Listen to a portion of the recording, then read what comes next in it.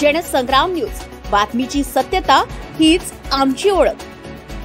नमस्कार वर्धेकर, पुनश्च एकदा आपला प्रभाग क्रमांक 14च्या विकास प्रभागाचा या कार्यक्रमामध्ये आपलं सर्वांचं खूप खूप हार्दिक स्वागत। दिवसेंदिवस जे आहे वातावरण जे आहे पेटत चाललं आहे आणि या पेटलेल्या निवडणुकीच्या वातावरणात प्रत्येक प्रभागाच्या समस्या आणि विकासाच्या बाबतीतली जी काही चर्चा आहे या चर्चा करण्यासाठीच आहे आपण आज प्रभाग क्रमांक 14 मध्ये उपस्थित आहोत। प्रभाग क्रमांक 14 मधील जेवढे उमेदवार आहेत ते आपल्या समक्ष आहेत। नेमक्या काय विकास झाला, काय विकास बाकी आणि कशा प्रकारचा विकास भविष्यात ते करणार आहेत याबाबत आपण चर्चा करणार आहोत। तर चर्चा जी आहे सुरुवात करण्यासाठी जे आहे सुरुवातीला ज्यांचा नगराध्यक्षपद ज्यांनी भूषवलेलं आहे या अगोदर आणि कशा प्रकारचा विकास सुद्धा त्यांनी केलेला आहे, काय वाटतं येणाऱ्या 5 वर्षानंतर आपण जे आहे परत जर आपल्याला ही संधी मिळाली तर कशा प्रकारचा विकास आपण या प्रभागात करणार? नमस्कार। ह्या भागामध्ये मी मागील 5 रेजिमपासून इथलं नेतृत्व करत आहोत आणि लोकांनी भरघोस मतांनी मला यापूर्वीसुद्धा निवडून दिलेलं आहे। ह्या भागामध्ये जेव्हा मी निवडून आलो तेव्हा रस्त्याची खूप दयनीय परिस्थिती होती, नाल्यासुद्धा नव्हत्या। नाला जो इथून वाहतो आहे तो सुद्धा बांधकाम त्याचंसुद्धा झालेलं नव्हतं। मी आल्यानंतर ह्या भागातल्या मॅक्झिमम रस्ते माझ्या हाताने झाले। त्याच्यानंतर नाल्या जे आहे त्याचंही बांधकाम माझ्या हाताने झाले आणि नाला जो वाहतो आहे त्याचंही बांधकाम माझ्या हाताने झालं आणि साफसफाई वगैरे जे काही आहे त्यावर विशेष लक्ष देऊन मी या भागामध्ये निरंतर आपलं कार्य चालू ठेवलेलं आहे। त्याचमुळे लोकांनी मला 5दा निवडून दिलं। मी लोकांचा मनपूर्वक आभारी आहे। माझ्या कामाला आपण नेहमी प्रतिसाद देत आले, आताही देणार हे मला एकदम निश्चित माहीत आहे आणि जो काही उर्वरित काही जे राहिलेलं असेल ते पूर्ण करण्याचं माझं मानस राहील। तसं तर ह्या भागामध्ये मॅक्झिमम रस्ते झालेले आहे, फक्त आता चौकाचं सौंदर्यीकरण, या गणेश मंदिर चौकाचं सौंदर्यीकरण करण्याचं माझं मानस आहे आणि तो मी करणारच। अगदी एकदम चांगलं सौंदर्यीकरण ह्या चौकाचं होणार आहे आणि त्याचा निधीसुद्धा आपल्याला उपलब्ध झालेला आहे। शेवटचे 20 सेकंद। पूर्वी ह्या रस्त्यावरून बसेस जे जायच्या तर धूळ पूर्ण लोकांच्या घरात, लोक दारं बंद करून आतमध्ये राहायचे आणि खिडक्यासुद्धा उघडत नव्हते, अशी परिस्थिती होती। हा रोड आपण आताच केला जवळपास आणि एकदम इथले धुळीचं जो वातावरण होता तो पूर्ण आपण संपुष्टात आणला। नक्कीच आपण जो आहे विकास केलेला आहे आणि या विकासाच्या माध्यमातून आणखी पण विकास जो आहे भविष्यात आपण कराल। काय वाटतं आपण तुतारी हातात घेतली आहे आणि ही विकासाची तुतारी नागरिकांच्या घरापर्यंत पोहोचणार का? सर्वांना सस्नेह जय जिजाऊ। गांधीजी आणि विनोबा भावे यांच्या पावनभूमीवर येत्या 25 म्हणजे 2025ला हे इलेक्शन होत आहे। त्यानिमित्त मी सर्वांना हार्दिक शुभेच्छा देते आणि जो मुद्दा तुम्ही केलेला आहे की तुतारी तुम्ही हातात घेतलेली आहे आणि विकास तुम्ही घडवाल का, तर नक्कीच याआधी मी अपक्ष उमेदवार म्हणून निवडून आले आणि माझ्या प्रभागामध्ये जे जे काम होते करायचे ते मी खंबीरपणे एक लेडीज असूनसुद्धा आपल्या कर्तृत्वाने ते करून दाखवलं की एक लेडीजसुद्धा या वार्डामध्ये उभी राहून काम करू शकते, हे मी दाखवलं। आणि यानंतरही माझा मानस आहे की आपल्या वार्डामध्ये जिथे कुठे एक कांजी हाऊस आहे, इथे कांजी हाऊसचे तिथे अतिशय घाण पसरलेली आहे आणि तिथे माझं एक नियोजन आहे की त्या कांजी हाऊसच्या तिथे ते सगळं हे करून तिथे एक गार्डन किंवा मुलांसाठी एक लायब्ररी तयार करून आपल्याला तिथे देता येईल असं एक मानस आहे। आणि एक गिरीश भाऊच्या घराच्या मागच्या अशा अगदी डोंग्यासारख्या होत्या त्यासुद्धा मी 35 नाले आपल्या वार्डामध्ये जेव्हा मी निवडून आली तेव्हा केल्या आणि यानंतरही माझं एक आहे की आपल्या प्रभागामध्ये जे काही मला विकासाचे कामं आणता येईल ते नक्कीच मी करेल आणि आपला आशीर्वाद सदैव माझ्या पाठीशी राहील अशी मी अपेक्षा करते. नक्कीच आशीर्वाद जो आहे मतरूपी तुम्हाला प्राप्त हो हीच अपेक्षा. काय वाटतं, आपण समाजकार्यात सदैव अग्रेसर आहात आणि प्रभाग क्रमांक 14ची जी निवडणूक आहे ही भाजपच्या माध्यमातून लढतात. काय वाटतं, आपण कशा प्रकारचा विकास येणाऱ्या दिवसांमध्ये प्रभाग क्रमांक 14च्या नागरिकांसाठी देणार आहे? सर्वप्रथम सगळ्यांना नमस्कार. मी गिरीश लखनलाल अग्निहोत्री. मी ह्या प्रभागातून उभा आहे आपल्यासमोर. मी गेल्या 20 वर्षापासून समाजकार्य करत आहे. मला संधी दिली तर मी संधीचा सोना करीन. तुमच्या वार्डाचा विकास जे भरपूर थांबलेला आहे ते मी पूर्ण करीन. याशिवाय जसं सर्कस ग्राउंड इथे आपल्यापाशी स्टेडियम नाही आहे तर मिनी स्टेडियम होऊ शकते असं आम्ही करू. आणि भाजपच्या राजमध्ये 2014पासून भरपूर कामं झालेली आहे. हे जे रोड आहे हेही भाजपच्या राजमध्ये झालेलं आहे. आणि लीजचा जे मुद्दा होता आमच्या रामनगरचा ते पंकजभाऊ भोयरनी ते लीजचा मुद्दाही पूर्ण सॉल्व केला, फ्री होल्ड केलेला आहे. आणि त्यांनी म्हटल्याप्रमाणे आम्ही या पूर्ण प्रभागाचा चांगल्या पद्धतीनं विकास करू. आणि कांजी हाऊसचा जे विषय आहे तेही आम्ही घेतलेला आहे. तिथं आम्ही कांजी हाऊस तिथे गार्डन करू, नाही तर ई-लायब्ररी करू, जेणेकरून हिंदनगरचे जे लोक आहे त्यांच्यासाठी, जे यंग पोरं आहे त्यांच्यासाठी त्यांचा अभ्यास करता आम्ही ते काम करू. नक्कीच आपण सुद्धा कार्यरत राहाल. काय वाटतं, आपण विकासाची घड्याळ ही सतत चालू राहणार की बंद पडेल, काय वाटतं? नक्कीच चालू राहील. नमस्कार, मी सौ स्नेहा आशिष आखरे. मी गेल्या 5 ते 6 वर्षापासून समाजसेवेतच आहे आणि जरी सत्तेत जरी नसली तरी प्रत्येकाच्या घरापर्यंत आणि मनापर्यंत मी पोचून आहे. स्त्रियांसाठी बरेचसे कामं केलेले आहे आणि विजन असं आहे, हिंदनगर ऑलरेडी खूप डेव्हलप आहे. रोड, नाल्या या सगळ्या गोष्टी झालेल्या आहेत. आता डेव्हलपमेंटची गरज काय आहे तर जसं स्त्रियांच्या रिलेटेड जर घेतलं आपण तर CCTVचं जे प्रोव्हिजन वर्धेत आलेलं आहे, हे CCTV अजून हिंदनगरला आलेले नाही, तर हे आणण्याचं एक मानस आहे. त्याच्यानंतर छोट्या मुलांसाठी इथे गार्डन नाही आहे. सरकारी संडासचा जो भाग आहे तिकडे थोडं डेव्हलपमेंटची गरज आहे, तर आम्ही त्यासाठी पण ऑलरेडी निवेदन दिलेलं आहे, ते पण आम्ही सँक्शन करून आणलेलं आहे. आम्ही थांबलो कुठेच नाही. जसा हा रोडचा मुद्दा होता यासाठीही आम्ही कधीच अशी वाट बघितली नाही की आपण सत्तेत नाही आहे किंवा काही नाही. आम्ही 2 ते 3दा निवेदन घेऊन गेलो आणि त्या निवेदनाला पूर्ण सँक्शन करून आणलेलं आहे. आणि इतकंच नाही तर जसं रोडचं आता तुम्ही बघितलं असेल काम झालेलं आहे, साईडला गट्टू लागायचे आहे, त्यावर बरेच जण म्हणतात हे व्हायचं आहे ते व्हायचं आहे, पण हे सगळं सँक्शन झालेलं आहे. फक्त आता आचारसंहितामुळे ते काम थांबलेलं आहे. आणि अजून डेव्हलपमेंट बरंचसं करायचं आहे. स्वच्छतेचा जो विषय आहे, जे एकच टाईम स्वच्छता होते त्याला आपल्याला म्हणजे 4 किंवा 5 वाजता अजून एकदा स्वच्छता एरियात व्हावी आणि आपला एरिया स्वच्छ राहावा अशी इच्छा आहे. नक्कीच स्वच्छतेचा प्रश्न केवळ आपल्याच प्रभागात नसून संपूर्ण शहरामध्ये मोठ्या प्रमाणावर आहे. काय वाटतं, आपण एक युवा चेहरा म्हणून जो आहे प्रभाग क्रमांक 14मधून ही निवडणूक लढत आहेत. काय वाटतं, आपण युवकांसाठी एक नवीन प्रेरणास्थान बनणार का आणि विकास करणार का? प्रथमतः सगळ्या नागरिकांचं, प्रभाग क्रमांक 14च्या नागरिकांचं मी त्यांना नमस्कार करतो. सगळे पितृतुल्य माझे बांधव यांना नमस्कार करतो. तुम्ही जे म्हणताय की याच्या गिरीश भाऊन जे म्हटलं की लीजचा मुद्दा जो म्हटला गिरीश भाऊंनी, या हिशोबाने जो फ्री होल्ड केलेला मुद्दा आहे, फ्री होल्ड केलेल्या मुद्द्याला याआधी पण लीजचा मुद्दा 3दा हे झालेला आहे. तर आता या निवडणुकीच्या तोंडावरच का बरं तो मुद्दा नेमका ज्या दिवशी आचारसंहिता लागते त्याच दिवशी सायंकाळी 4ला का बरं मुद्दा तो सँक्शन होतो परत आणि 5 वाजता आचारसंहिता लागते, हे पण एक प्रश्न आहे. त्यानंतर काहींनी जे म्हटलं कचऱ्याचं व्यवस्थापन डेपोच्या रोडवर जर पाहतो म्हटलं आपण, गट्टूचं सगळं पूर्णपणे काम झालेलं आहे, तरी पण तिथे कचऱ्याचे ढिगारे ऑलरेडी पडलेले आहे. त्याचं काय नियोजन आहे?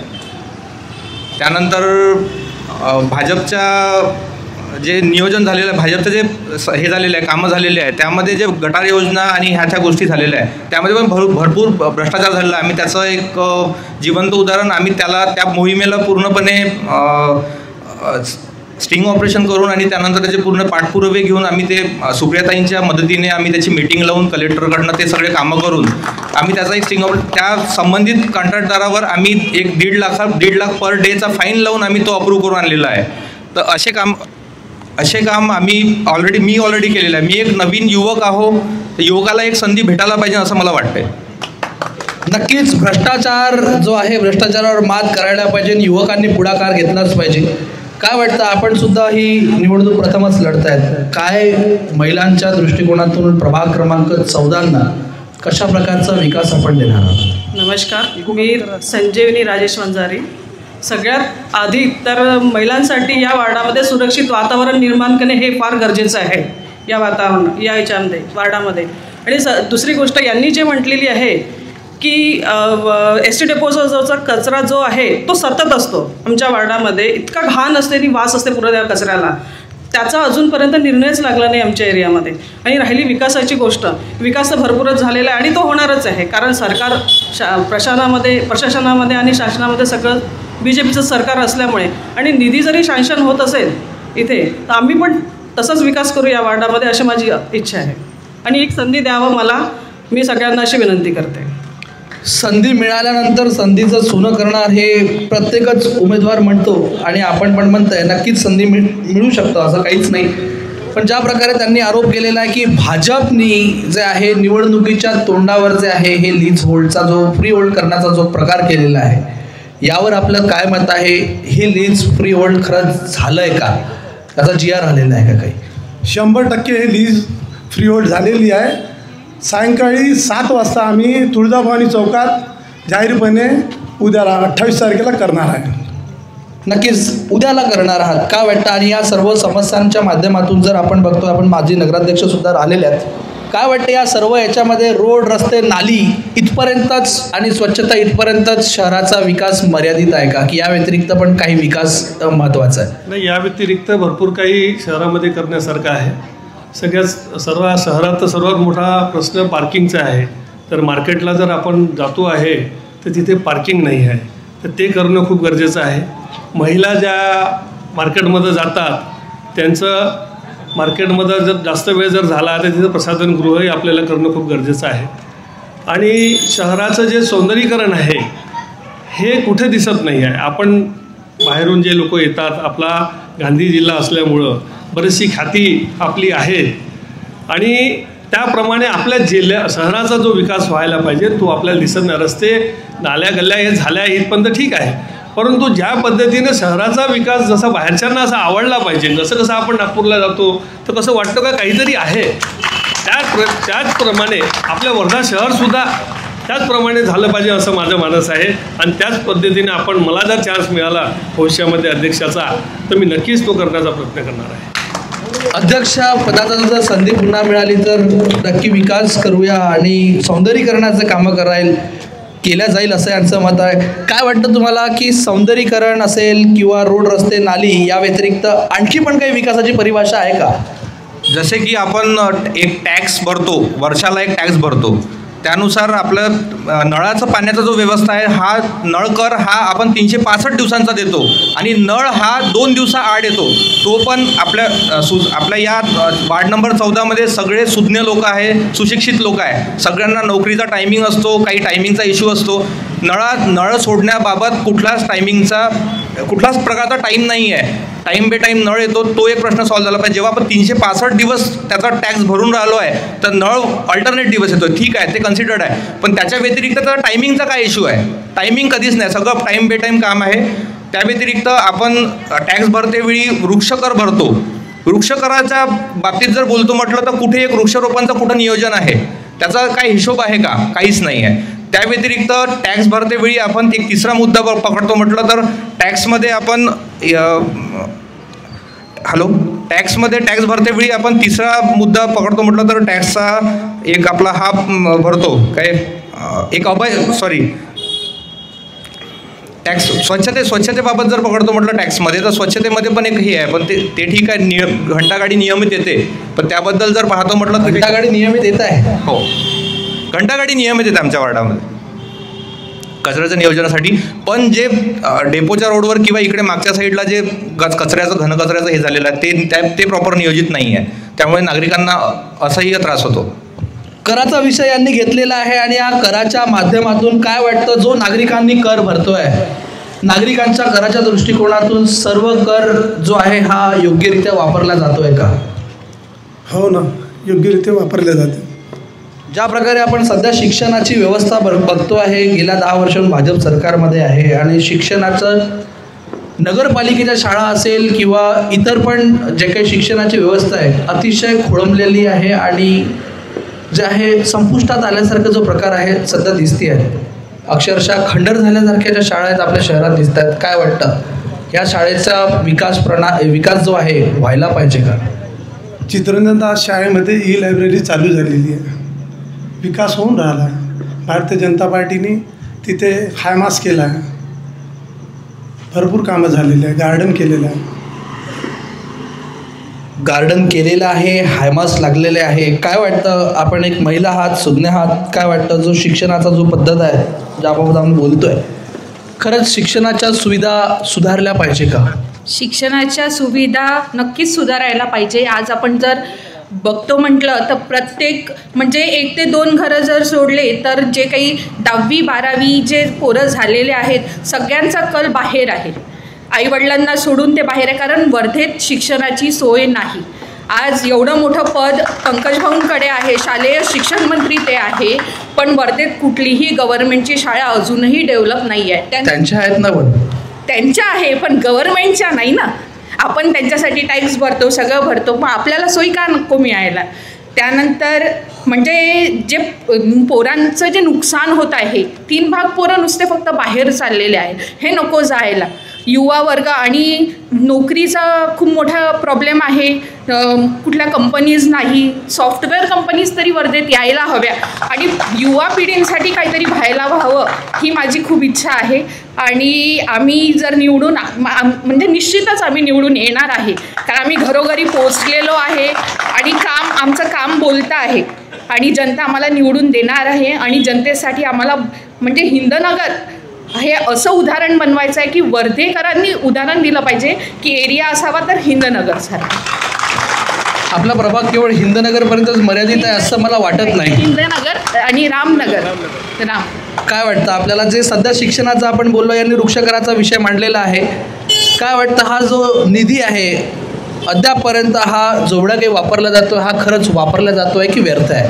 नाही, हा निधी खरंच वापरला जात नाही. जसं केजरीवालनी त्यांच्या दिल्लीमध्ये शाळा केलेल्या आहे तशा शाळा आपल्या नगरपालिकेच्या, जिल्हा परिषदच्या शाळा आपल्या महाराष्ट्रातसुद्धा व्हायला पाहिजे.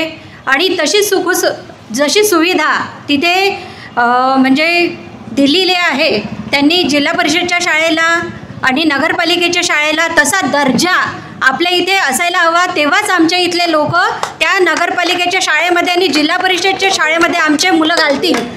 आज प्रायव्हेट शाळांमध्ये आमच्या लोकांचा सगळा कल आहे, कारण की तिथे दर्जा नाही आणि तिथले शिक्षण व्यवस्था ही कुठेतरी कोलमडली आहे. त्यामुळे आपण कुठेतरी शिक्षणाचा दर्जा वाढवला पाहिजे, यासाठी नक्कीच माझा मानस राहील. शिक्षणाचा दर्जा वाढला पाहिजे.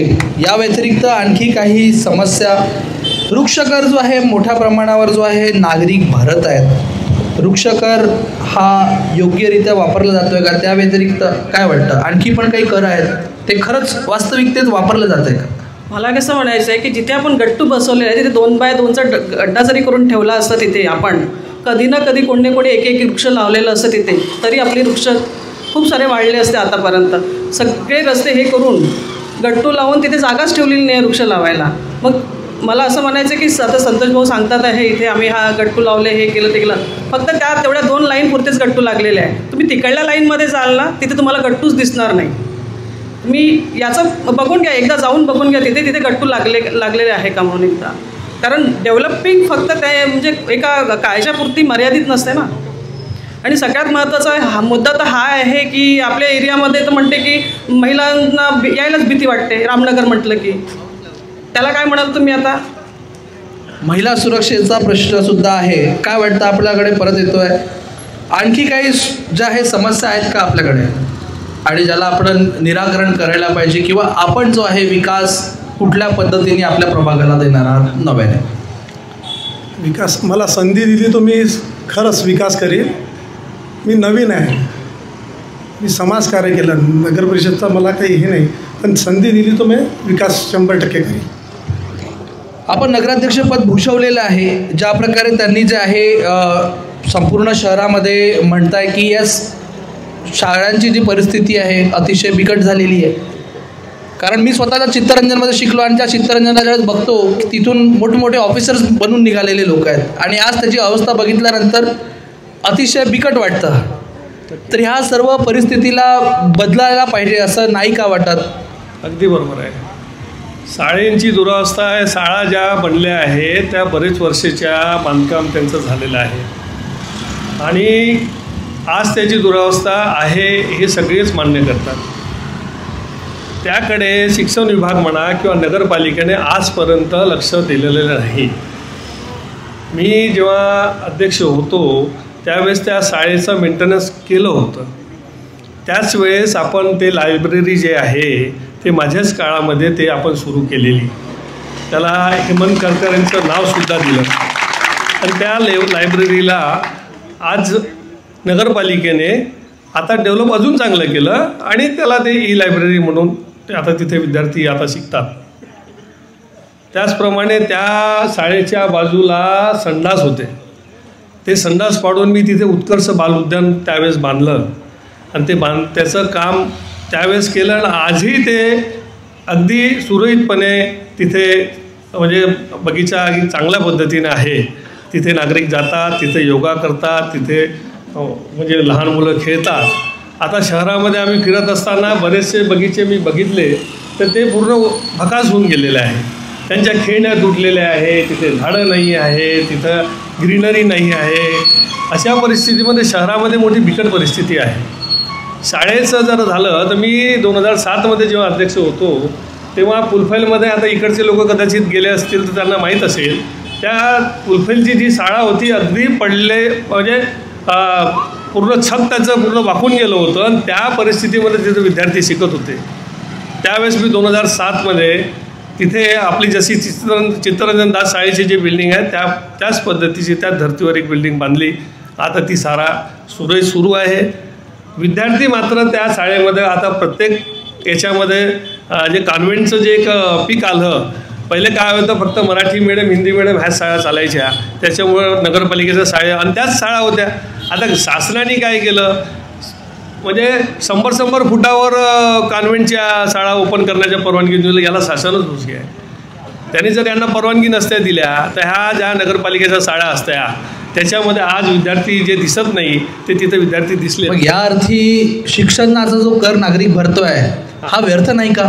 नाही, व्यर्थ तर आहेच, पण त्यामध्ये जर आम्ही निवडून आलो पुढच्या बॉडीमध्ये तर आमचं एक मानस राहील का तिथे कॉन्व्हेंटच्या इंग्लिश मिडियमच्या ज्या असेल लोकांचा झुकाव कसा आहे इंग्लिश मिडियमकडे जास्त झालेला आहे आता. तर मराठी मिडियमसोबत इंग्लिश मिडियमसुद्धा शाळा जर आपण सुरू केल्या तर तिथे विद्यार्थी येतील आणि नागरिकसुद्धा तिथं आपले विद्यार्थी टाकतील. आता बाहेर इतकं फी वगैरे भरण्यापेक्षा आता बाहेर किती फी आहे साधारण, जर रिक्षेवाल्याचा मुलगा जर असेल किंवा कुणा गरीबाचा मुलगा असेल तो 50ला 1 लाख रुपये फी देऊ शकत नाही. जर नगरपालिकेची शाळा जर तिथं कॉन्व्हेंट वगैरे सुरू झालं तर नक्कीच इथले विद्यार्थी जे आहे जे गरीब आपण बाहेर जाऊन राहिले ते इथं शिकतील आणि शाळेला आणि शाळा दुरुस्तीचा जो भाग आहे हे नगरपालिकेला नक्की करायला पाहिजे. नगरपालिका दुर्लक्ष करते. आम्ही आलो तर नक्कीच तिला त्याच्यात काहीतरी इम्प्लिमेंट करण्याचा प्रयत्न करू. नक्कीच. काय वाटतं आपल्याला ह्या सर्व जी परिस्थिती आहे शिक्षणाची जी आज जी झालेली आहे म्हणजे केवलवाणी जी परिस्थिती झाली याला जबाबदार कोण? नक्कीच म्हणेल मी की गव्हर्मेंट जे आहे जसं म्हणजे फक्त म्हटलं जाते केंद्रात BJP आहे, राज्यात BJP आहेत, वर्धेत BJP पाहिजे, पण याच्या आधीही 5 वर्ष मग BJPच होतं. आपले तराळे अध्यक्ष राहिले होते. मग त्यांनी कुठे डेव्हलपमेंट केलं? मग त्याप्रमाणे तर काही डेव्हलपमेंटच नाही आहे. मग जे सर्वसामान्य जे जनता अपेक्षा करतात आहे त्या खऱ्या करण्यासाठी आम्ही आज पुढे आलेलो आहे. तर मी तर सांगते की जनता आम्हाला संधी देणार आहे आणि आम्ही या सगळ्या ज्या बाबी ज्या इनकम्प्लीट आहे त्या आम्ही कंप्लीट करणार आहे. या सगळ्या बाबी तुमच्या महत्त्वाच्या आहे, बरोबर आहे. वर भले BJP सरकार आहे, पण जे राज्यात आहे लाडक्या भावांचं सरकार आहे, त्याच्यावर काय म्हणाल? त्याच्यात तर तुमचं सुद्धा युती आहे ना? नक्कीच. मग आता तिथे काय करणार? मग आता लाडका भाऊ कोण, लाडकी बहीण कोण? लाडक्या बहिणीचं जे नियोजन आहे तर जे म्हणजे महिलांना जे पैसे मिळत आहे, काही महिलांचं बोगस विकासाचं. आता तुम्ही भाजपवर टीका केली म्हणून मी तुम्हाला विचारतोय की नेमकं मग आता विकासाच्या दृष्टिकोनातून खाली जर हे आहे आणि वर जर परत तिथे गेलो तर तिथे लाडका भाऊ मदत येईल, मग काय करणार? विकास जो आहे तो आपल्याला करायचा आहे, प्रश्नच नाही. आणि तुम्ही जे म्हणत आहे युती आहे, वरती जी युती आहे, तर आपल्याला जे काही निधी येणार आहे तो तिकडनंच येणार आहे. तर त्याच्यातून म्हणजे विकास करणं हा मला असं वाटते जो व्यक्तिमत्व जिथे निवडून येईल तो त्याच्यावर डिपेंड आहे. नक्कीच. काय वाटतं या सर्व समस्यांवर जे आहे सगळ्यात जबाबदार कोण?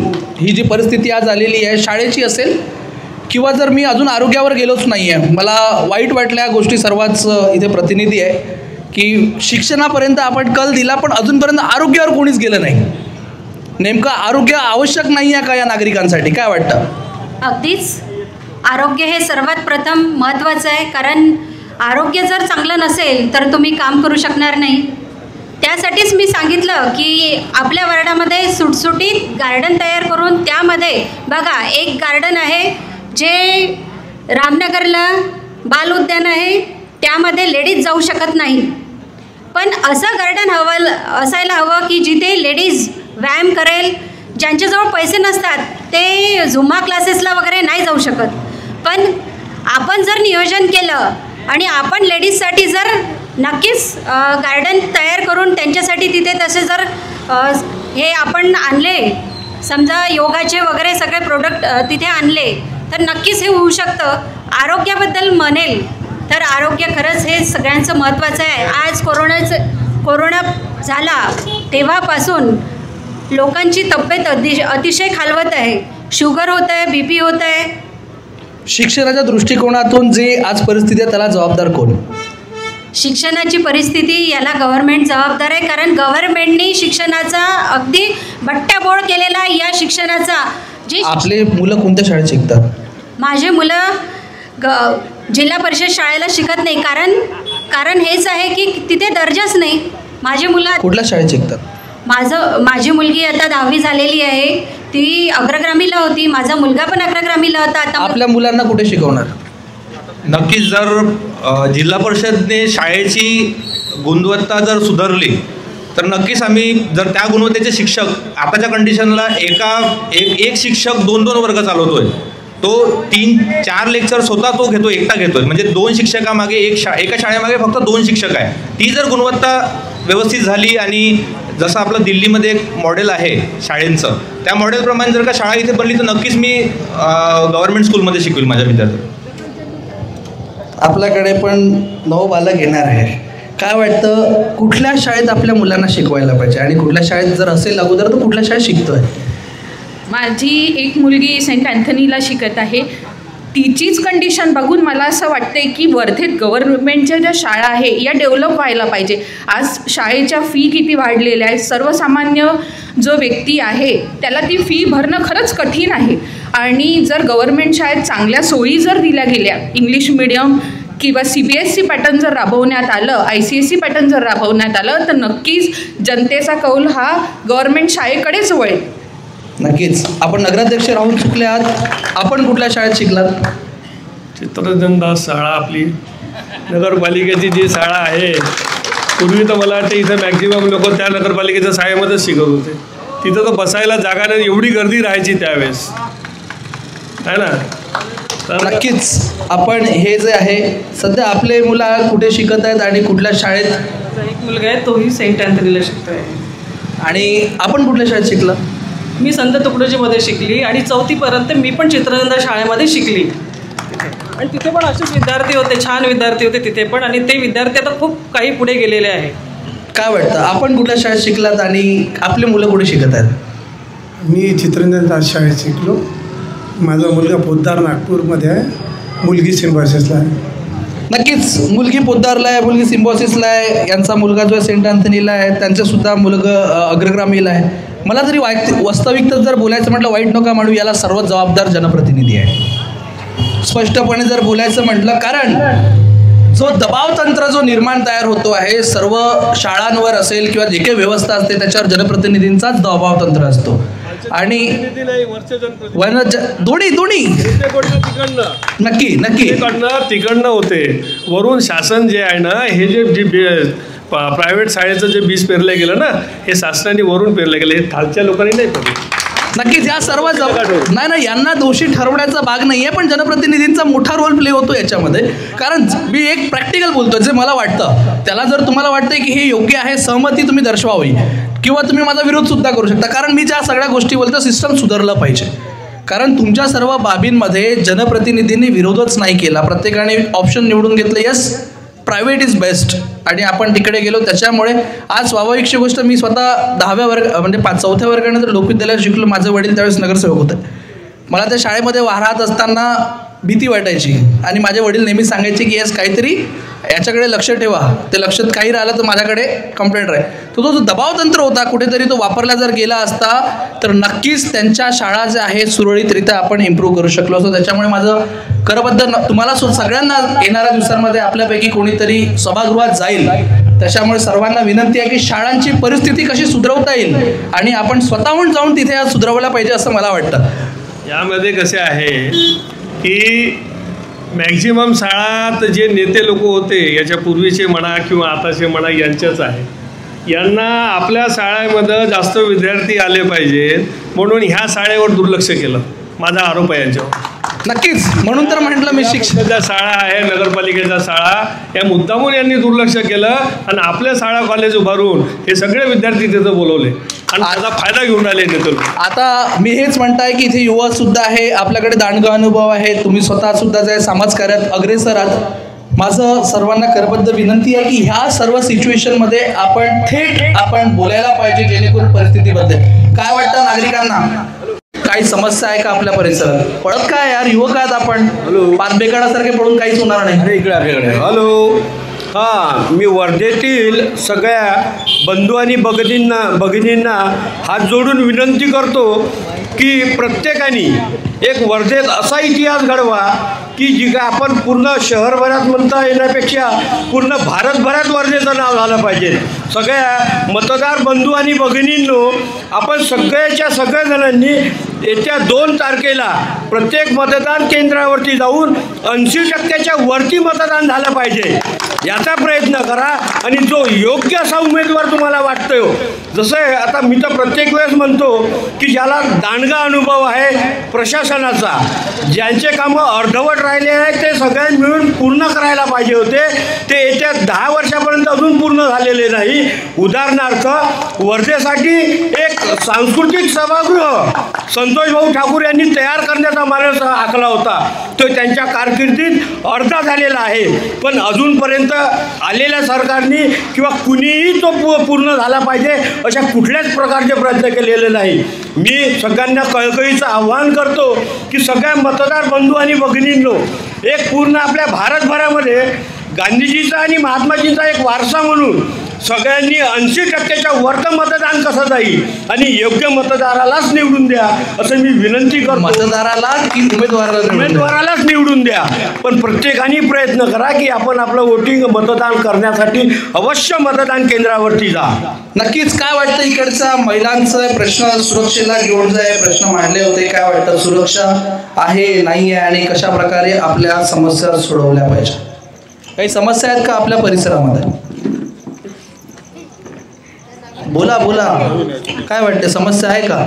समस्या भरपूर आहेत सर, पण सगळ्यांनी सोडवल्या पाहिजे. बोला ना, बोलला तर समस्या सुटेल, नाही तर काय कधीच सुटत नाही. निवडणूक येतात, निवडून देतात, सगळंच काही होते, पण समस्या कधी सुटत नाही. त्या सोडवण्याचा प्रयत्न करायला पाहिजे जो कोणी निवडून येईल त्यांनी. बघा, मला असं वाटतं ज्याच्या पोटात दुखतं त्यांनी दवाखान्यात जायला पाहिजे. तुमच्याऐवजी जर दुसरा गेला तर वांदाच होईल. हो ते बरोबर आहे, पण असं किती वेळा जायचं? जितके वेळा दुखेल तितके वेळा. काय वाटतं, काही प्रॉब्लेम आहे का, समस्या आहेत का आपल्या प्रभागात? जे आहे ते बिंदास बोला, जेणेकरून ह्या सर्व समस्या त्यांच्यापर्यंत ज्यावेळेस जाईल ते त्याच्यावर नक्कीच निराकरण करेल. मनात कुठलीच भीती बाळगू नका, ते काही वेगळे नाही आहेत, ते आपलेच आहेत, हे लक्षात घ्या.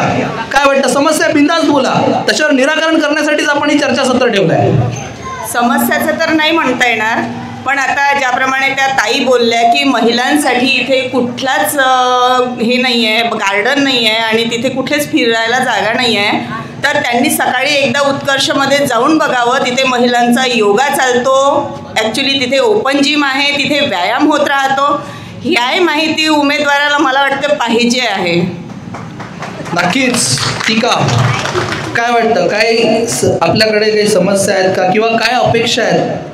आपल्या प्रभागाचे जे उमेदवार आहेत ते नगराध्यक्ष पदासाठी सुद्धा उभे आहेत. जर ते नगराध्यक्ष झाले तर तुमची मागणी काय असेल?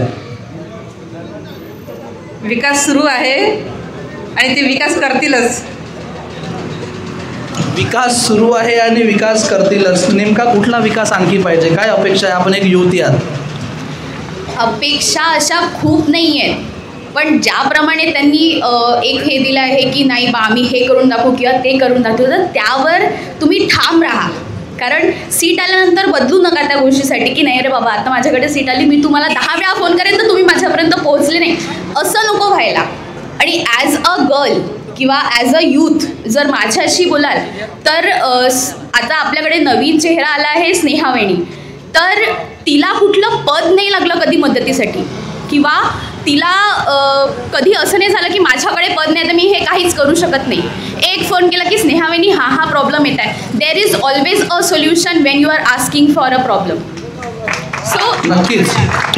सो मला हे म्हणणं आहे की जरीही नवीन चेहरा असेल किंवा काही असेल, so she can think as a women and she can think म्हणजे कसं ती प्रॉब्लेम सॉल्व्ह करेल लेडीजचे. ज्याप्रमाणे ती बोलली की CCTV आणेल, तर हो हे आणायला पाहिजे. मग हे आतापर्यंत का नाही झालं, हे तिलाच का कळलं? म्हणजे ती कुठेतरी प्रोग्रेसिंगमध्ये आहे, कारण तिच्याकडे सीट येणार आहे, तिचे प्लॅन्स आहेत. हे प्लॅन्स आतापर्यंत कोणीच बोललं नाही. हे लोक काय म्हणजे ज्यांनी हे लोक जे बोलले की असं नाही झालं, ते नाही केलं, हे नाही केलं, अरे पण ठीक आहे, नाही केलं, तुम्ही पुढे काय करायचं ते बोला. नाही, त्याच्यासाठीच आपण इथे आलेलो आहे. त्याच्यामुळे तुम्हाला काय वाटतं, तुम्हाला काय वाटतं सर? आमचे गुरुजी आहेत. सर्वांना नमस्कार. एक लक्षात ठेवा, जो चित्तरंजन दास शाळेचा विषय निघालेला आहे, अजूनही त्या शाळेचं स्टँडर्ड जे त्यावेळेस होतं त्यावेळेसच अजूनही आहे.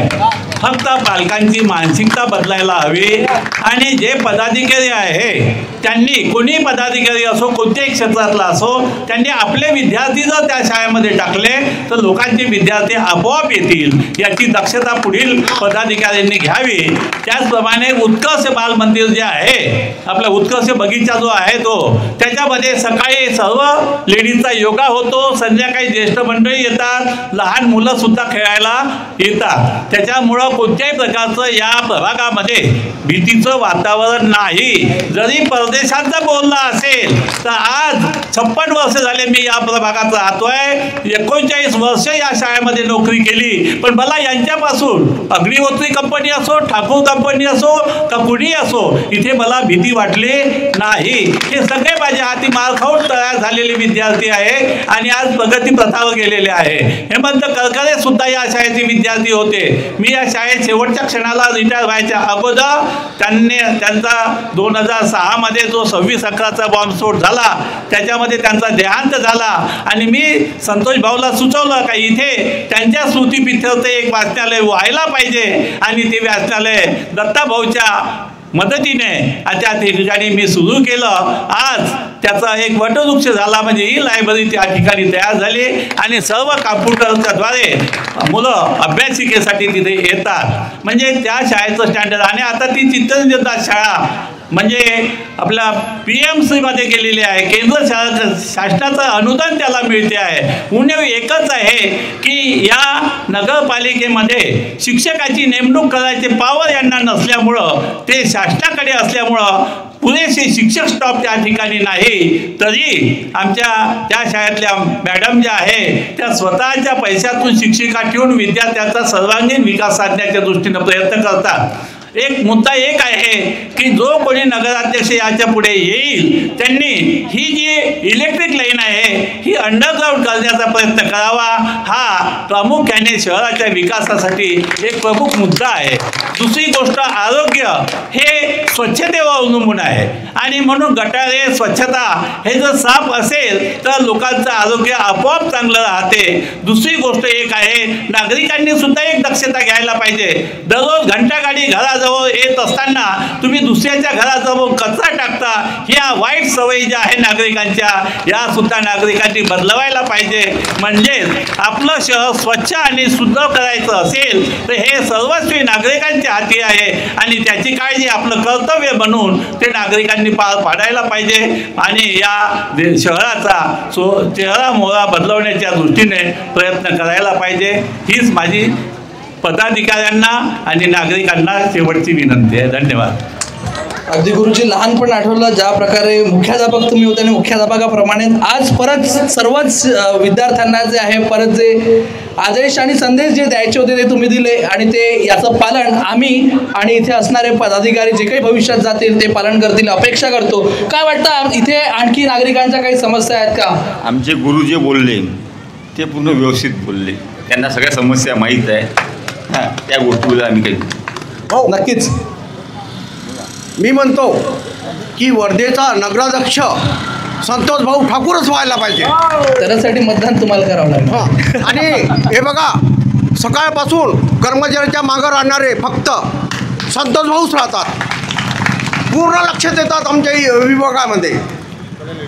नक्की काही महिलांचा प्रश्न मागे थांबलेले आहेत, काही बोलायचं आहे, बोला. कमी शब्दात बोला, पण आता फार उशीर झाला. एक प्रश्न होता, सर्व विद्यार्थ्यांना, सर्व मुलांना शिकायचा अधिकार आहे का? हो आहे. कसाही मुलगा असो मग.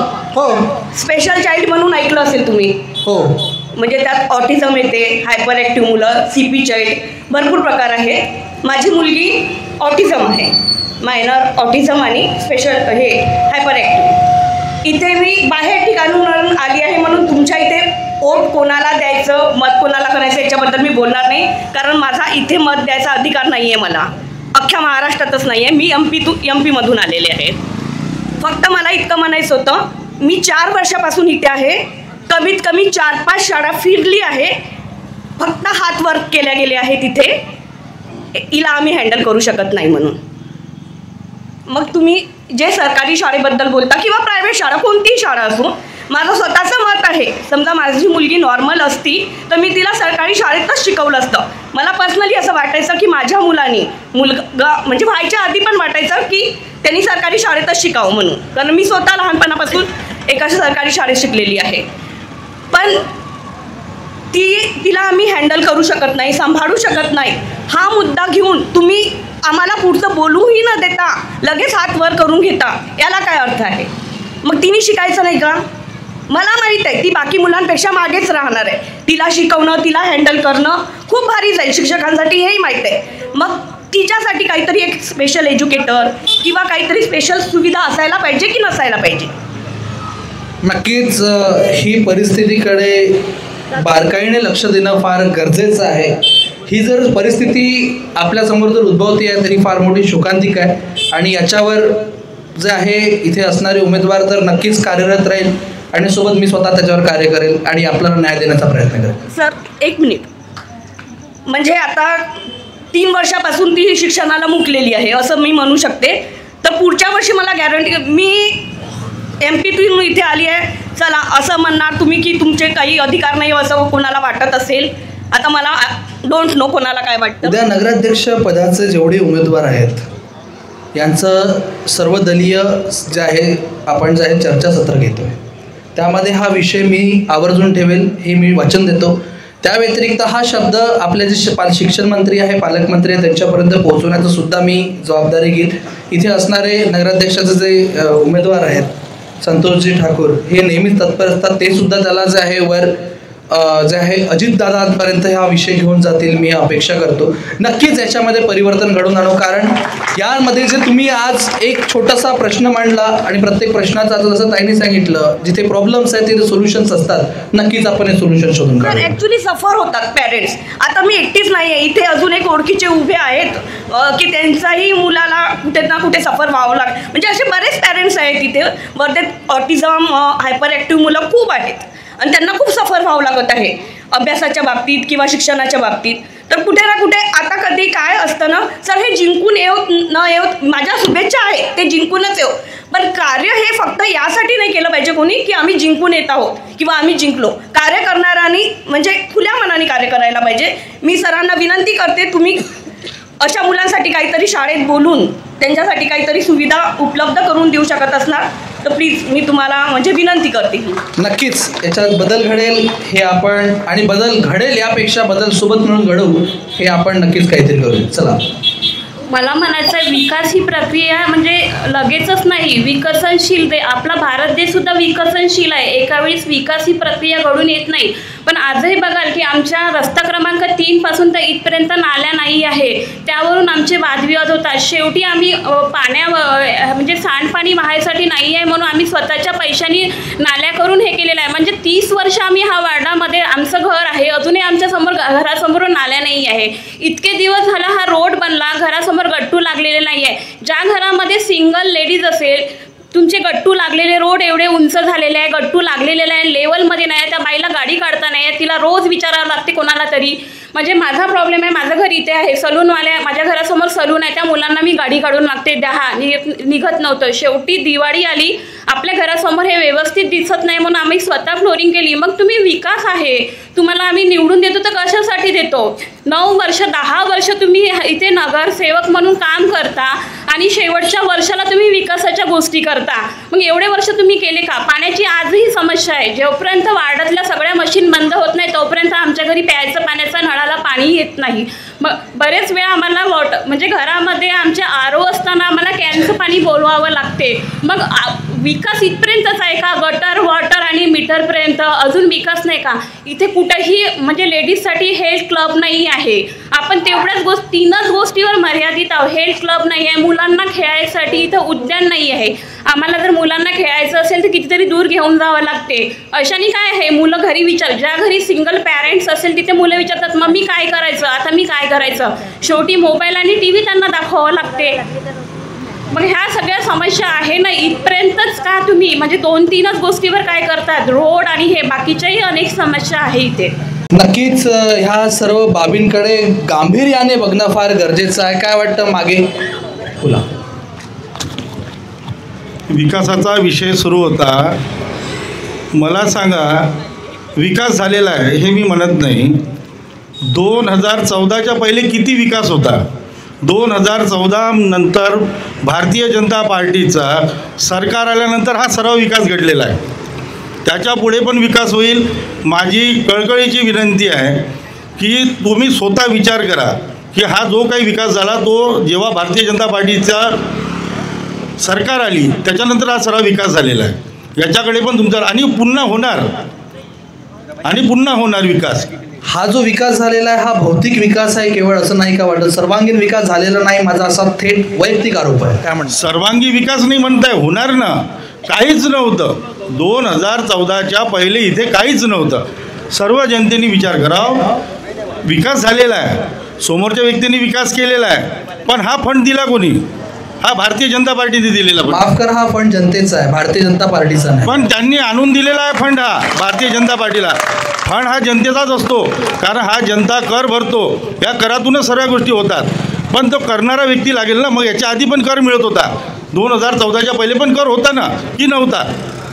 नाही, टॅक्सेशन त्याला जबाबदार म्हटलंच आहे मी अगोदरच की या सर्व बाबींमध्ये जनप्रतिनिधींचा सर्वात मोठा रोल असतो. जर अगोदर नाही झाला त्याच्या अगोदरचे जे काही जनप्रतिनिधी ते जबाबदार होते आणि आता जे आहेत ते जबाबदार आहेत. काय वाटतं युवक, काही समस्या आहे का? आणि तुला काय वाटतं युवक म्हणून जे आहे ज्या प्रकारे काही सोल्युशन्स मिळायला पाहिजे का युवकांना?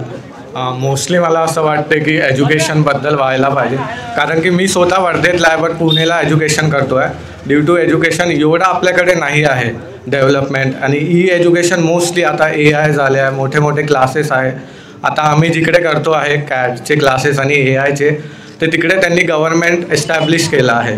तिकडे फ्री ऑफ कॉस्ट और इन कमी बजेटमध्ये तुम्ही एज्युकेशन घेऊ शकता.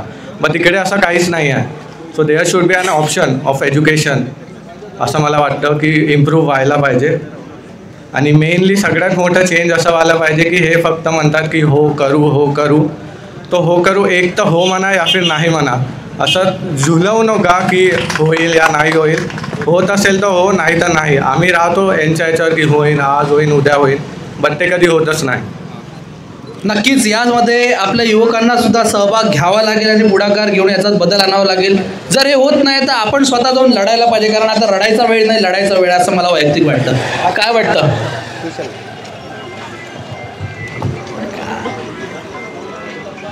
बोला ना, काय वाटतं नगराध्यक्ष पदासाठी जे आहे? नगराध्यक्ष पदासाठी 5 वेळा नगरसेवक, 1 वेळा उपाध्यक्ष आणि नंतर नगराध्यक्ष. ठाकरे मार्केटपासून तर स्मशानभूमीपर्यंत रेल्वे स्टेशनचा रोड आणि वार्ड जर बघायचा झाला सर, तर संतोषसिंग ठाकूर भाऊ यांचा वार्ड दाखवायचा बाकी मेंबरांना. त्यातली स्वच्छता, त्यातल्या गोष्टी आणि मनमिळावू. मी तर त्यांना असं म्हणील का ते ठाकूर आहे, ठाकरे पाहिजे होते. ठाकूर आहे, ठाकरे पाहिजे होते, काहून ते आता जे दिसतं ते बरं वाटत नाही का? तरी फार छान नगराध्यक्षासाठी एक अनुभवी मनमिळावू आणि आपण त्यांच्याकडे जाऊ शकतो डायरेक्ट, कोणताही अहंकार नाही. सौजव स्वभावाचा व्यक्तिमत्व आणि गुलाल नगराध्यक्षाचा हा संतोषसिंग ठाकूरचाच राहील. जनसामान्यांच्या समस्येच्या सन्मानात संतोषसिंग ठाकूर मैदानात. नक्कीच त्याच्यामुळे समस्या सुरू करायला पाहिजे. माझं असं म्हणणं आहे की आता एक सत्ताधारी पक्षांनी सांगितलं होतं की भाजपाचं सरकाराने त्यांनी विकास केला. माझा त्यांना एक असा प्रश्न आहे, आपल्याला समजा एखादी मोठी बिल्डिंग बांधायची आहे तर पहिले पायवा खोदाल की तिथं पहिली बिल्डिंग बांधाल? पहिली बिल्डिंग बांधायची. काँग्रेस पक्षांनी मुळात पायवा तयार केला आणि त्याच्यानंतर या बाकीच्या पक्षांनी त्याच्यावरती बिल्डिंग. याचा अर्थ तुम्ही काय म्हणताय की आता जे युतीचे उमेदवार तुमचे आहेत ते काँग्रेसमधले, मग आता मतदान काँग्रेसला करायचं की युतीतल्या व्यक्तीला करायचं? मतदान अशा पक्षाला करा, अशा व्यक्तीला करा की त्याला मनापासून इच्छा आहे की विकास झालाच पाहिजे, अशाच एका व्यक्तीला तुम्ही मतदान करा. आणि सगळ्यांचा असा अनुभव आहे की संतोष ठाकूरशिवाय दुसरा पर्यायच नाही बनला. पण आता ते जो तुम्ही म्हणताय की विकास करण्यासाठी त्याचा पायवा काँग्रेसने ठेवलाय. अरे हे एकच पक्ष आहे ना शेवटी. काय आम्हाला एकच पक्ष आहे? हा, सगळे वरती. पण आता तर वरती तर सगळं एक युतीच आहे ना, सगळ्याची. काँग्रेस सोबत युती नाही आहे. काँग्रेस पक्षासोबत जरी युती नाही आहे तरी यांचा जो पक्ष आहे तो प्रगतीचाच पक्ष आहे ना. आता जरी युती करतो. बरं, मग प्रगतीचा पक्ष आहे तर लाडक्या बहिणीचे 3 भाऊ, मतदान कोणाला देऊ? सगळ्याला द्यायचं ना, जे आपल्याला मत एकच आहे ना. आपला जो लाडका आहे, जो आपल्याला आवडते, आपण त्याला वोटिंग घेऊ ना. आणि मला आवडतो तो ठाकूर, आपण त्याला कुठल्या पक्षाचा आहे हे पाहण्यापेक्षा व्यक्ती लाडका भाऊ जो प्रगती करू शकते. तुम्ही प्रगती म्हणाल की बा ह्या पक्षाने केली, ह्या पक्षाने नाही केली. व्यक्तीच्या मनात प्रगतीची इच्छा आहे म्हणून त्यांनी प्रगती केली, कोणत्याही पक्षाने नाही केली. व्यक्तीच्या मनातली प्रगती बाहेर काढणं गरजेचं आहे. नक्कीच. काय वाटतं तुम्हाला? कसं आहे, ज्या उमेदवाराजवळ विजन आहे, ज्या माणसाजवळ विचार आहे, इथे ग्रामीण लेवलवर म्हणजे स्थानिक लेवलवर नगरपालिकेची निवडणूक आहे, जे आमच्या सर्वसामान्यांचे प्रश्न आहे, तो जो चेहरा आहे ते म्हणजे आखरेताई आणि संतोषसिंग ठाकूर हे आमचे चेहरे आहे. आणि त्यांना मुळापासून सर्व प्रश्न माहीत आहे, कुठं गट्टू लावायचं आहे, कुठं पाणी नाही आहे, कुठं लाईन जाते. आणि महत्त्वाची गोष्ट ते आखरेताईनं पुढचं विजन दिलेलं आहे, आपल्याला जगात टॉप करायचं आहे, आपण अमेरिकेच्या पुढे असलो पाहिजे, हे विजन त्यांनी दाखवलं आहे. प्रत्येक वार्डात प्रत्येक ठिकाणी कोणी थुंकला असेल तर त्याच्यावरही कारवाई व्हायला पाहिजे. मी म्हणतो पूर्ण वर्धा हे गांधी सिटी म्हणून जसा प्रसिद्ध आहे तसा स्वच्छतेसाठी पुन्हा अजून निर्माण व्हावा आणि CCTVमध्ये प्रत्येक व्यक्ती काय करत आहे हे दिसला पाहिजे, म्हणजे जेणेकरून इथं गट्टू, नाल्या, रोड आणि जे नियोजन आहे शासनाला पण दाखवून द्यायला पाहिजे. नियोजन तर नाही आहे साहेब, पूर्ण नियोजन म्हणजे भकास कार्यक्रम आहे वर्धेत. जे प्लॅनिंग जेव्हा विजन दाखवल्या जाते कुठंही, त्याचं प्लॅनिंग जो करते त्याला म्हणायचं अंमलबजावणी करणारा माणूस तिथं ठेवा, तो म्हणजे फक्त संतोष भाऊ ठाकूर आणि आमच्या स्नेहाताई आखरे. नियोजन काय वाटतंय? इकडे नागरिक आहेत, काय वाटतं? काय वाटते नवीन नगराध्यक्षासाठी का कोण उमेदवार? जे कामं करतात, लोकांना प्रत्येक वेळेस मदत करतात असे आहे काही व्यक्ती इथे जुने आम्ही ओळख लहानपणापासून. संतोष काका झाले, इंगळे ताई काकू झाल्या, पुन्हा गिरीश भाऊ झाले. गिरीश भाऊ आता आहे पण संतोष भाऊ पहिल्यापासून कामं करत आहे. आणि आमचे मित्र पण आहे गगन आंबेडकर, नवीन चेहरा असल्यामुळे त्यांना पण संधी भेटली पाहिजे अशी माझी इच्छा आहे. मत तर एकच द्यायचं आहे ना पण भाऊ? हो, मत एक द्यायचं आहे पण मत अशा व्यक्तीला द्यायला पाहिजे त्यांनी काम करायला आहे की. नक्कीच हे गुप्त आहेत, तुम्ही सांगू शकत नाही, मी तुमच्या भावना समजू शकतो. काय वाटतं? एकदम छान आहे. प्रभागाच्या विकासासाठी जर महिलापैकी जर एखादी निवडायचं असलं तर 3मध्ये कंपॅरिझन करायचं का ज्यांनी काम केलं, जे सामाजिक क्षेत्रात आहे, जिजाऊ झालं, सावित्री झालं, अशा योजनेमध्ये ज्यांनी खरंच काम केलं अशा माणसाला जर आपण लेडीजला निवडून दिलं तर त्याचा एक फायदा सर्व जनतेला होईल. आणि विकासाच्या मुद्द्याचा तर हा सर्वांचाच आहे, कारण विकास करणं हा गरजेचं आहे. योगिताताईंनी बरेच असे कामं केले वार्डामध्ये आणि जिथे नाल्या नव्हत्या हे सर्वच जण सांगतात. पण ताईंचं असं काम आहे का जिजाऊ ब्रिगेडच्या माध्यमातून, सावित्रीबाईच्या माध्यमातून असे अनेक सामाजिक कामात ज्या रुळलेल्या आहे अशा लोकांना मदत केलेली अतिशय चांगलं राहील. कारण त्या 3 महिलांपैकी एक महिला जर निवडायची असली तर माझ्या मते योगिताताईला निवडा. काय वाटतं नगराध्यक्षपदासाठी कोण उमेदवार? या पुढ्या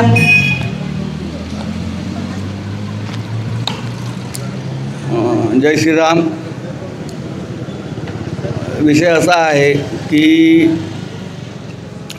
मेंबर कोण असावं, आणखीन अध्यक्ष कोण असावं, हे सर्वांचे आपले आपले विचार आहे, हे त्यांनी आपल्या हिशोबाने करायला पाहिजे.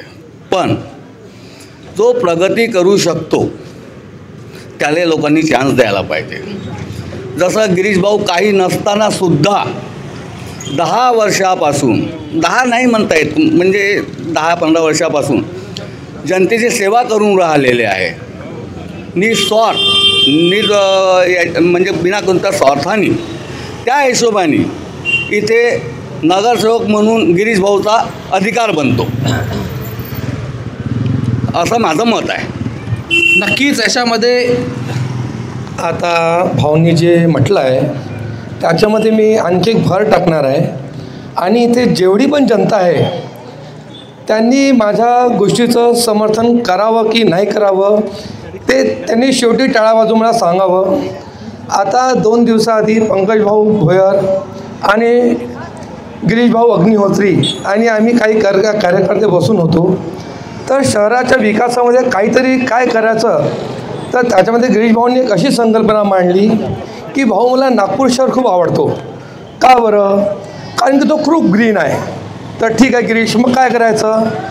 तर गिरीश भाऊंनी अशी संकल्पना मांडली की भाऊ मला असं वाटते की आपण आता मी तर तुम्हाला पूर्ण शहराबद्दल पूर्ण महाराष्ट्राबद्दल बोलतो, पण माझ्या हातामध्ये जे वार्ड येणार आहे, मी वार्डामध्ये प्रत्येकाच्या घरासमोर कुठे कडुलिंबाचं झाड, कुठे वडाचं झाड, कुठं आंब्याचं झाड, हे प्रत्येकाच्या घरासमोर एक झाड लावणार आहे.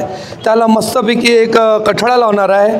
फक्त त्याची पालनपोषण करायची जबाबदारी मी त्या घरच्या समोरच्या व्यक्तीला देणार आहे की भाऊ मी झाड लावलं, याला मोठं तुम्ही करा. आणि अशा प्रकारे आपण आपलं पूर्ण वार्ड ग्रीन करू. साहेब तुम्ही पूर्ण शहर ग्रीन करा आणि माझी संकल्पना तुम्ही वरपर्यंत नेऊन जा. तर या गोष्टीवरती पंकज भाऊ जे भोयर आहेत तेवढे खुश झाले. गिरीश म्हणे तू जी संकल्पना मांडली मला एवढी आवडली की मी हे माननीय प्रधानमंत्री आहेत त्यांच्यापर्यंत पोहोचवणार की आपलं पूर्ण जे देश आहे ते कुठेही गेले तरी वार्ड असो, वर्ध्याच्या बाहेर असो, कुठे पूर्ण ग्रीन असायला वाटते. असं वाटायला पूर्ण हिमाचल आहे की काय आहे. तर तर माझं हे बोलणं आहे की ग्रीन व्हायला पाहिजे. हां, आणखीन गोष्ट की आपले जे गिरीशभाऊ अग्निहोत्री आहे ते आतापर्यंत कोणत्याही पदावर नाही, पण तरी ती खूप वर्षापासून पूर्ण वार्डामध्ये एकदम कार्यशील आहे. त्यांनी काही पद नसताना जसं आपलं पर्यावरणपूरक गणपती विसर्जन असतो ते नेहमी खूप चांगल्या प्रकारे पार पाडतात. आता जे म्हातारे लोक आहेत त्यांना बसासाठी घराबाहेर खूप आपल्या स्वतःच्या पैशातून निधी लावून बेंचेस लावले आहे. तर ते त्यांच्याजवळ पावर नसताना जेव्हा हे एवढी सेवा करून राहिले लोकांसाठी, तर जर त्यांच्याजवळ पद आलं तर ते किती सेवा करतील. म्हणून मला असं वाटते की त्यांना जनतेने एकदा वेळ चान्स द्यायला हवा. नक्कीच त्यांना जी संधी आहे हे नागरिकांनी द्यावी असं तुमची अपेक्षा ते पूर्ण होईल. काय वाटतं आपल्याला सुधीर पांगुळ हे चेहरा आहे नगराध्यक्ष पदाचा, त्यांना मतदान का करावं? सुधीर भाऊ पांगुळ हे जनसामान्यातला माणूस आहे. त्या व्यक्तीसोबत तुम्ही कधी पण कुठे पण जाईल तो व्यक्ती प्रत्येकाला विचारतो, प्रत्येकाला तब्येत विचारतो, सगळं विचारतो. त्या दृष्टिकोनातून, आणि तो ऑलरेडी एकदा उमेदवार राहून चुकला आहे. जो अपक्ष पदावर होता, अपक्षावर उभा होता, तो कुठल्या पक्षाचा पाठिंबा नसल्यामुळे काही मतांनी त्यांचा पराभव झाला. यावेळेस जर त्यांना संधी दिली, त्यांचं विजन खूप मोठं आहे. त्यांनी जिल्हा परिषद शाळेबद्दल झालं किंवा घनकचरा निवारणचं जे बाहेर जो आपला जिल्ह्यात आपल्या वर्धा शहरातला जो घनकचरा जो जमा करतो तो एक आपल्या डीमार्टच्या बाजूला नेऊन आपण त्याला म्हणजे असं टाकून देतो. त्याला आपण सुधीरभाऊचा असा संकल्प आहे की त्याला आपण काहीतरी प्रोसेस करून त्याचं, जसं गडकरीजींचा संकल्प आहे की घनकचऱ्याचा यूज करून आपण जेव्हा ब्रिजची निर्मिती होते त्यामुळे तो घनकचरा वापरून आपण त्याचं योग्य विल्हेवाट लावू शकतो. हा विजन त्यांनी ऑलरेडी ठेवलेला आहे सुधीरभाऊंनी. तर मला असं वाटतं की सुधीरभाऊच पुढचे नगराध्यक्ष राहतील. नक्कीच. काय वाटतं? यस, की नगराध्यक्षासाठी सुधीरभाऊ यासाठी चांगले आहे की तो जनसामान्याचा व्यक्ती आहे, जनसामान्यापर्यंत पोहोचलेले आहे. सामाजिक असो, राजकीय असो की सांस्कृतिक असो, सगळ्या याच्यामध्ये अग्रेसर असणारे म्हणजेच सुधीरभाऊ पांगुळना प्रचंड बहुमताने विजयी करा, हेच माझं मानस राहील. काय वाटतं ताई आपल्याला?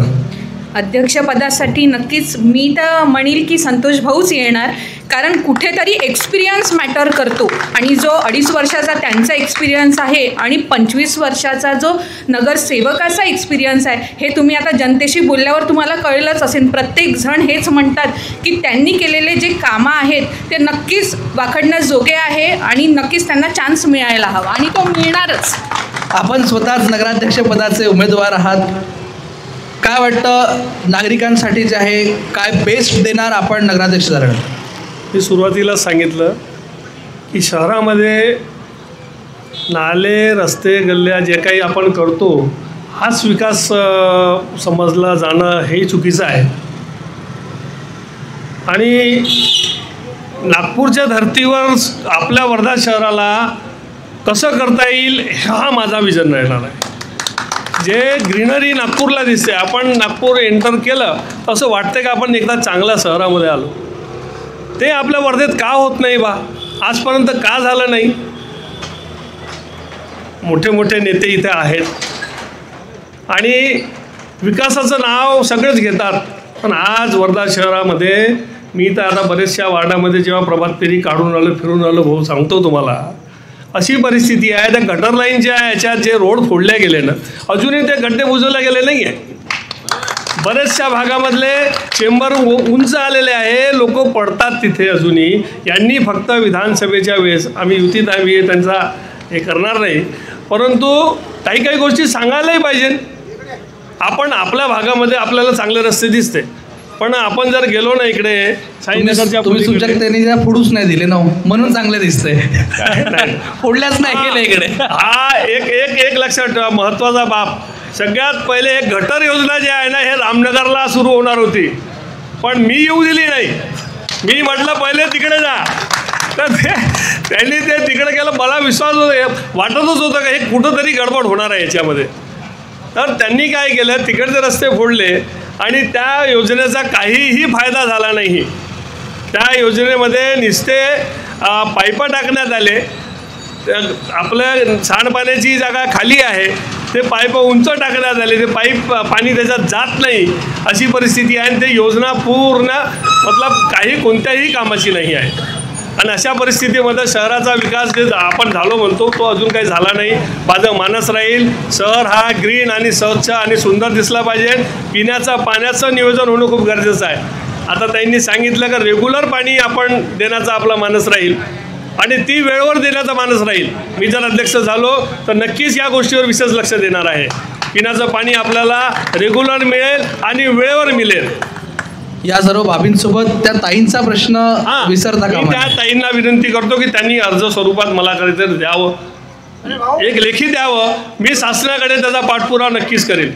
आपल्या नगराध्यक्ष पदासाठी जे आहे निलेश किटे हा एक चेहरा आहे, काय वाटतं यांना का निवडून द्यावं? मी नक्कीच असं म्हणेल निलेश भाऊसाठी, कारण ते नवीन जरी असले तरी त्यांचं कार्य खूप मोठं आहे आपल्या याच्यामध्ये.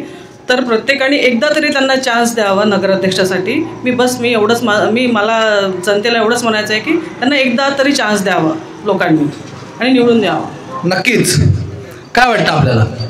नाही, त्यांना निलेश किटेला 5 वर्षाचा अनुभव आहे आणि पंकज भाऊ हे पालकमंत्री आहे.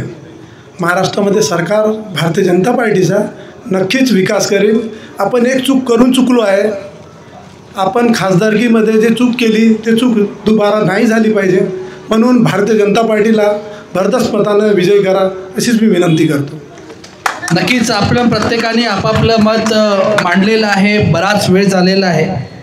प्रचार रॅल्याचा आहे कुठेतरी जे आहे यांचा सुरू आहे, त्याच्यामुळे आपल्याला आटोपतं घेत असताना बरेच काही प्रश्न नागरिकांनी मांडले आणि बऱ्याच काही समस्यासुद्धा आपल्या लक्षात आल्या. मी अपेक्षा करतो की सर्वसामान्यांच्या प्रश्नांना दुजोरा न देता याच्यावर लक्ष केंद्रित करून आपण सर्वजण या प्रश्नांचं निराकरण करणार आणि आपल्या प्रभागाला सर्वोच्च ठिकाणी नेण्याचा प्रयत्न कराल. आणि आपण दिलेल्या माहितीच्या हिशोबाने ज्या काही समस्या आहेत त्याला लवकरात लवकर सोडवून आपण आपल्या शहराला प्रगतीच्या पथावर नेऊ हाच एक अपेक्षा. सोबतच नागरिकांना एकच विनंती आहे, मी नेहमी प्रत्येक प्रभागात सांगतो, याही प्रभागात सांगेल, इथे माझ्यापेक्षा बरेच अनुभव आणि दांडगे अनुभव असणारे लोक आहेत, तरी देखील यांच्या हातून जर काही चुका होत आहेत किंवा काही कुठेतरी कमी पडत आहे आणि याच्यात जर दुर्लक्ष जर होत आहे, नक्कीच जनसंग्रामला आठवण करा. आम्ही तुमच्यासाठी नेहमी तत्पर राहू आणि आमच्या माध्यमातून ज्या काही गोष्टी आपल्याला प्रकाशात आणता येईल त्यासाठी आम्ही सदैव तत्पर राहू. काय वाटतं? एक सांगायचं होतं की ज्यावेळेस मी निवडून आले होते त्यावेळेस महिलांसाठी इथे कुठलेच कार्यक्रम नाही व्हायचे आणि एक गोल्डन चान्स होता माझ्याकडे की महिलांसाठी काहीतरी करायचं. तर मी एक पाऊल उचललं की आम्ही 8-10 महिला अशा जमा झालो आणि एक विजन ठेवलं की त्यांच्यासमोर आपण जिजाऊ सावित्रींसाठी ज्यांनी आपल्यासाठी एवढं केलं त्यांच्यासाठी फुलाची पाकळी काहीतरी करायला हवं. तर मी एक वर्धेमध्ये पहिली विदर्भातली जिजाऊ जयंतीची रॅली आपल्या वर्धेतून चालू केली आणि महिलांना थोडंसं गेम वगैरे त्यांची कुठेतरी मानसिकता बदलायला पाहिजे म्हणून त्यांना समोर आणलं. आणि एवढंच नाही तर बचत गटाच्या माध्यमातून महिलांनी अजून जसं पश्चिम महाराष्ट्रामध्ये बचत गट आहेत तसेच आपल्या महाराष्ट्रात सुद्धा व्हायला पाहिजे असं माझी मानसिकता आहे. नक्कीच आपल्या जे आहे सगळ्यांच्या स्वप्नांचे जे काही पूर्ती आहे ही व्हायलाच पाहिजे. तरी मतदार बंधूंना परत एकदा विनंती करतो, 2 तारखेला न चुकता जास्तीत जास्त संख्येने जाऊन मतदान करायचं आहे. सोबतच जो मगाशी 80% म्हटलं, मी प्रयत्न करेन, मी हेच म्हणेल की 100% होणार नाही, कारण काही मृतसुद्धा त्याच्यात आहे.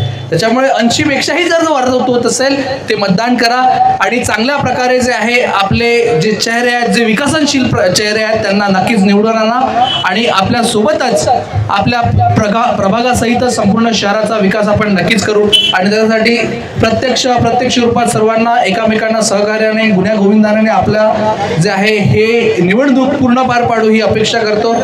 इथे झालेल्या या संपूर्ण कार्यक्रमात माझ्या हातून काही चुकभूल झाली असेल, काही चुकीचं बोललो असेल, कुणाला वाईट वाटलं असेल त्यासाठी मी क्षमास्वी.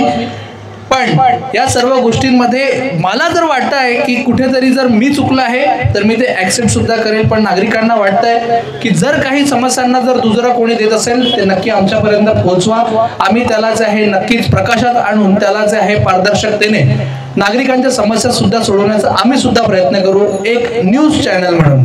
त्याच्यामुळे आपलं सहकार्य अपेक्षित आहे. उद्या सायंकाळी ठीक 6:30 वाजता ज्या प्रकारे आज आपल्या प्रभागाचे नगरसेवक इथे आहेत, उद्या आपल्याला आपल्यापैकी एक परत चेहरा उद्या तिथे बघायला मिळेल. नगराध्यक्षांचं सुद्धा एका मंचावर आपण बोलवलेलं आहे. प्रभागांचा विकास तर आपण डिस्कस केला, पण शहराचा विकास सुद्धा डिस्कस करणं फार गरजेचं आहे आणि कशा प्रकारे तो व्हायला पाहिजे यासाठी म्हणून उद्या सायंकाळी 6:30 वाजता जे आहे वर्धेतील शहीद भगतसिंग मैदान म्हणजेच सर्कस मैदान जे आहे यावर ठिकाणी सर्व नगराध्यक्ष पदाचे उमेदवार एका मंचावर येणार आहेत. त्यामुळे आपल्या प्रश्नाचे जे काही समस्या असेल त्या सर्व समस्यांचे प्रश्न घेऊन उद्या नक्कीच सायंकाळी 6:30 तिथे पोहोचा आणि आपल्या प्रश्नांना तिथे मांडा, जेणेकरून त्याला लवकरात लवकर जे आहे त्या प्रश्नाचा साक्षरमोक्ष होऊन लवकर निराकरण होईल मी अपेक्षा करतो. पुढील वाटचालीसाठी इथे उमेदवारांना खूप खूप हार्दिक शुभेच्छा.